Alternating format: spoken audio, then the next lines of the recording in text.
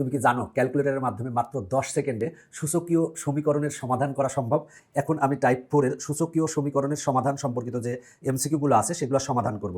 দেখো এখানে বলা আছে এত ইকুয়াল টু এত হলে এক্স এর মান কত, তাহলে এক্স এর মান কত এটা আমরা বের করব।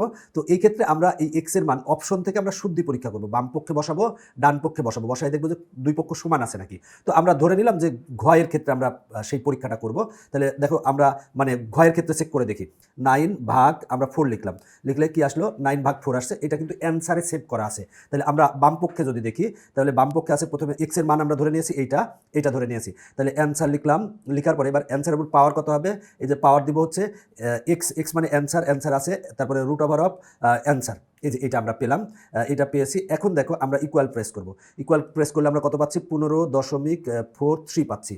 এবার এই পাশেরটা আমরা দেখব, এটা কিন্তু আমরা আবার 9/4 9 ভাগ 4 ইকুয়াল লিখে দেবো, না মানে অ্যান্সার হয়ে গেল, এটা অ্যান্সার আছে 9/4। এবার এইখানে দেখব, তাহলে আমরা লিখবো অ্যান্সার, তার আগে ব্র্যাকেট দেওয়া আছে তাই আমরা ব্র্যাকেট দিয়ে নিব, দিয়ে অ্যান্সারের পরে রুট অ্যান্সার, এরপরে আমরা একটা এখানে স্পেস দিয়ে নিয়ে ব্র্যাকেটটা ক্লোজ করব, করার পর পাওয়ার দিব, কত পাওয়ার দিব হচ্ছে অ্যান্সার পাওয়ার দিব, দিলে ইকুয়াল প্রেস করলে কত আসে দেখো 15.43 আসে। তার মানে আমরা এক্সের মান যদি এইটা ধরি, বাম পক্ষে আমরা বসালাম ডান পক্ষেও বসালাম, বসিয়ে কিন্তু বাম পক্ষে যা পেয়েছি ডান পক্ষেও তাই পেয়েছি, তার মানে ঘ অ্যান্সার।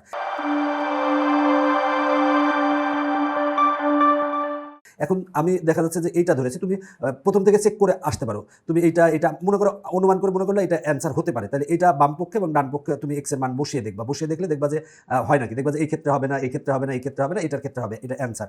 পরের অঙ্কটাও কিন্তু একই রকম হুবহু, কোনো চেঞ্জ নাই, খালি এক্সের স্থলে ওয়াই আছে, তার মানে গ অ্যান্সার। এখন আমরা 62 নং সমাধান করাবো। দেখো এইটা ইকুয়াল টু এইটা হলে রুট ওয়াই সমান কত, আগের অঙ্ক যা আছে এখানেও তাই আছে, কোনো পরিবর্তন নাই। এখানে ওয়াই সমান কত, এখানে রুট ওয়াই সমান কত বের করতে বলছে, যেহেতু রুট ওয়াই সমান বের করতে বলছে তাই আমরা যে কাজটা করে নেব যে ওয়াই সমান বের করে নেব। যদি ওয়াই সমান বের করতে চাই তাহলে রুট ওয়াইকে যদি আমরা বর্গ করি, বর্গ করলে রুট আর স্কোয়ার কেটে গেলে তার মানে ওয়াই আসে, তার মানে আমার অপশনগুলোকে আমরা বর্গ করে নেব।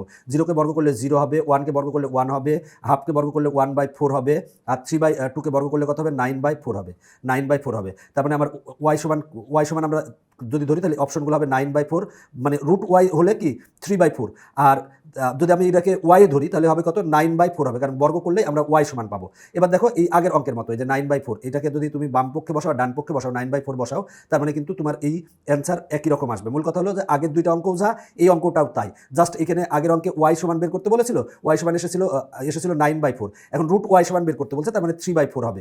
এগুলা বাকি অঙ্কগুলো একই রকম, তুমি নিজে নিজে চেষ্টা করো তাহলেই পারবা।